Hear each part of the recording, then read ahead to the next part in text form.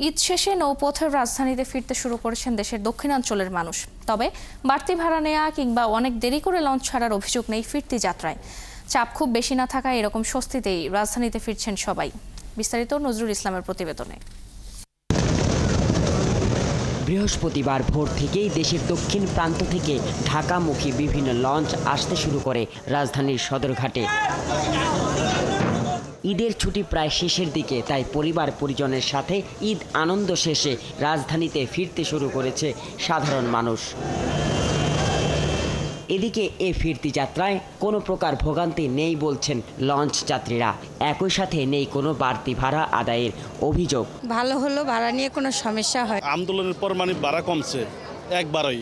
ঈদের জন্য বাড়তি কোনো ভাড়া নেয় নাই কোনো লঞ্চই, যাওয়ার সময় হয় নাই, এখন আসার সময় হয় নাই। ঈদ হিসাবে বেশি ভাড়া নেয় নাই। অন্যবারের তুলনায় এবারের ঈদ যাত্রা অনেক স্বস্তিদায়ক হয়েছে বলেও জানান লঞ্চ যাত্রীরা। নজরুল ইসলাম, ৭১, ঢাকা।